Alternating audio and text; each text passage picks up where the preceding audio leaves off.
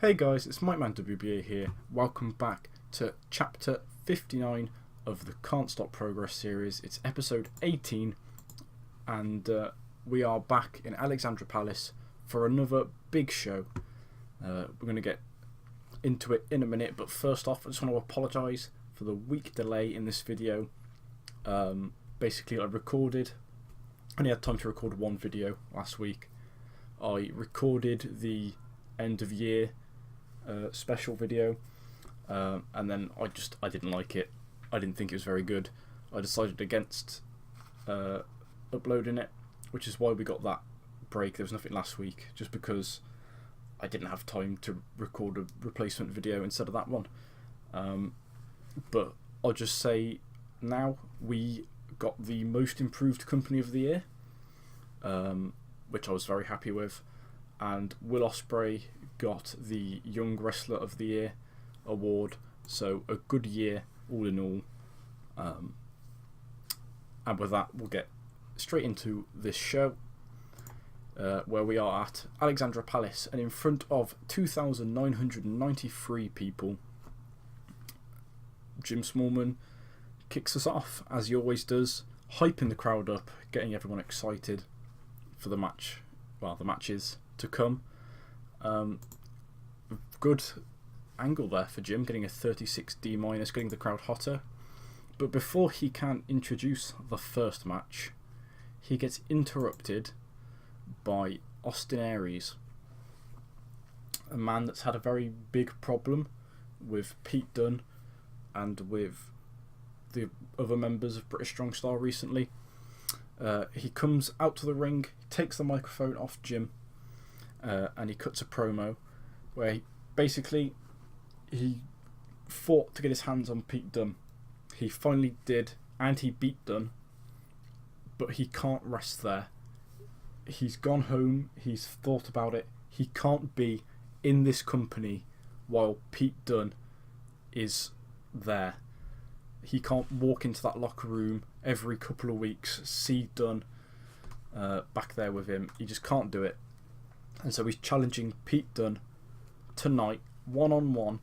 Loser leaves the company, and that will be the main event of tonight's show. A good angle there, 46D. Aries working the crowd while off script, improvising with the crowd. He did that to his advantage, got the crowd hotter, and he came out of it looking very good, which is nice to see.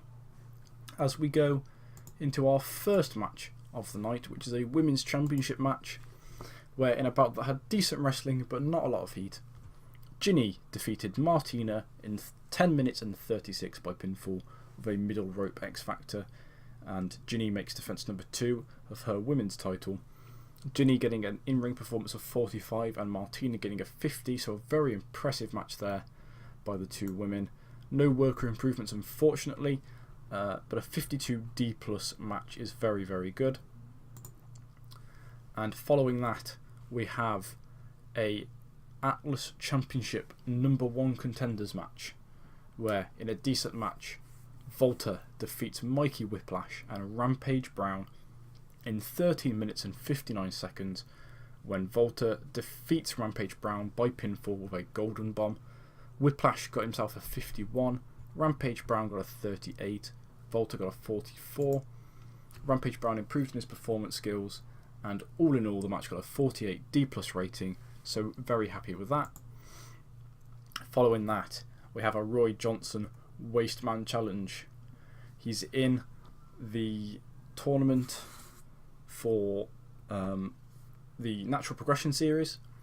He's calling out his opponent, which is the debuting Dan Maloney, where in a battle that had unfortunately subpar wrestling and little heat, Roy Johnson defeats Dan Maloney in 10 minutes and 37 seconds by pinfall with a last set.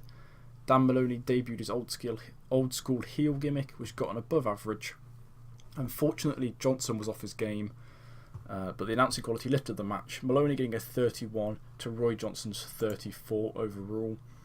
Roy improved in his performance skills, which is nice to see, and the match got a 36D-, which is a little disappointing, but they're two guys that are lower down the card, so it's not that unexpected, to be perfectly honest.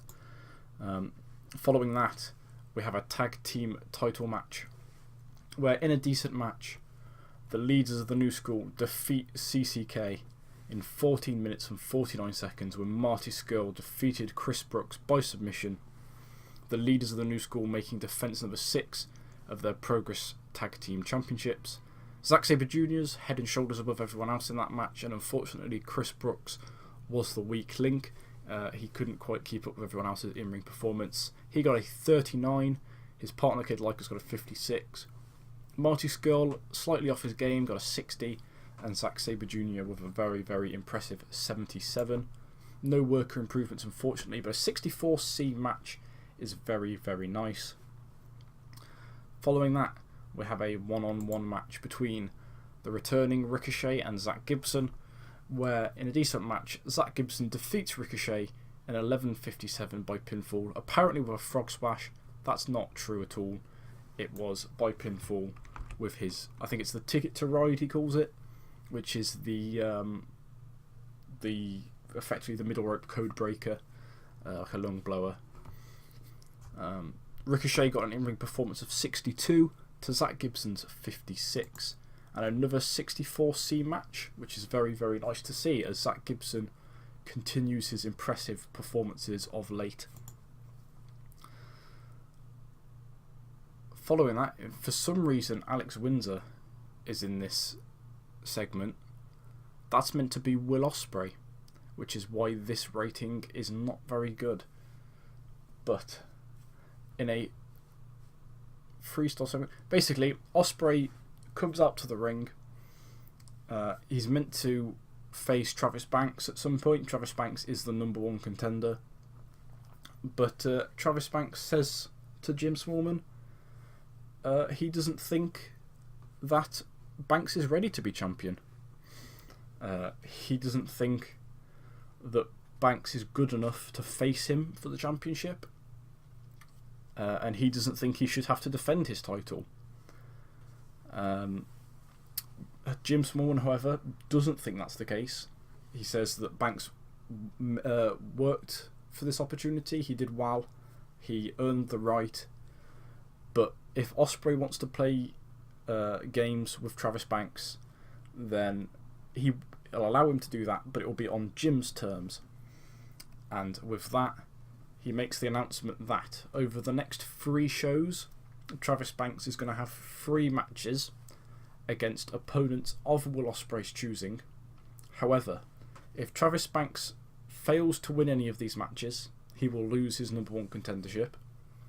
If he wins one of these matches, then the match will be held at Chapter 63, I think it will be. Chapter 63, under a match type or match stipulation of Will Ospreay's choosing.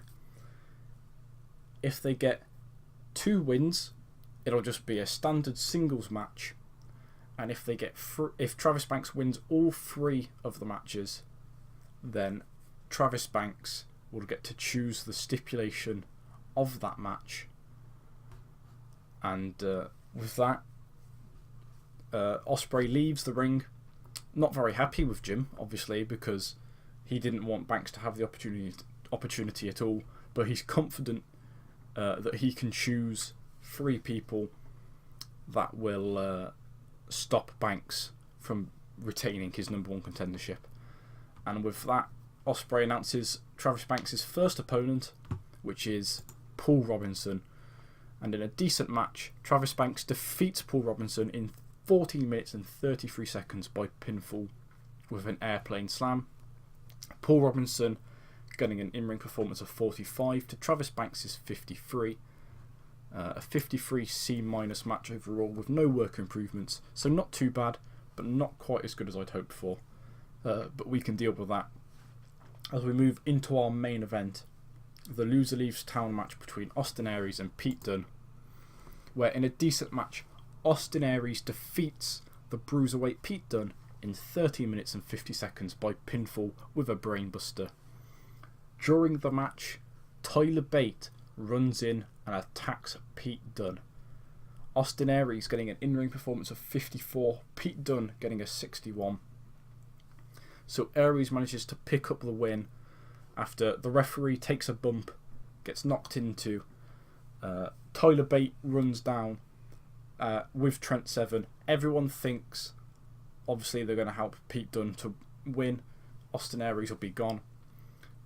Trent stays on the outside, obviously just checking that no one else is going to come in and sort of stop their interference. Tyler Bate rolls into the ring, but instead of attacking Austin Aries, he hits Pete Dunne with the Tyler Driver 97, allowing Aries to hit Dunne with the Brainbuster and then pick up the win, meaning that Pete Dunne is gone from Progress. A solid match, 62C, no worker improvements, but a good match to end the show on. And following that, we have Tyler Bate attack Pete Dunne, hitting him with another Tyler Driver 97, while Trent Seven kind of looks shocked on the outside. Tyler Bate leaves the ring, looks at Trent, and just says to him, "Who are you going to follow, this loser or me?" And then walks to the back. Trent looks at Pete, turns around, follows Tyler to the back. Pete Dunne is left on his own, all alone, no one with him. Kicked out of Progress after losing to Austin Aries. And with that, the show ends on a 58C-. A good show for us there. Dan Maloney slightly overused, unfortunately, but the show increasing our popularity in 45 regions, which is good to see. In our post-show speech, we're going to talk to Zack Sabre Jr., we're going to talk to Ricochet, and we're also going to talk to Pete Dunne, complimenting them on a good performance. Pete Dunne, obviously now out of the company, mainly because he said he wanted to leave. His contract was ending. I had to bring the show forward actually, so that I could do the little angle I was doing. I had this planned from quite a while ago actually, so it's not a massive problem, but it's just a couple of shows earlier than I'd hoped, that I'd planned on, so it's a little bit rushed. But Dunne said he was leaving, so I had to write him out of the company. And I think that hopefully that was a good way to do it, as we have Tyler Bate sort of turning on Dunne. So now we'll have to see what Trent Seven is going to do, whether he's going to continue to follow Tyler or whether he's going to go their separate ways. But happy there with a good show.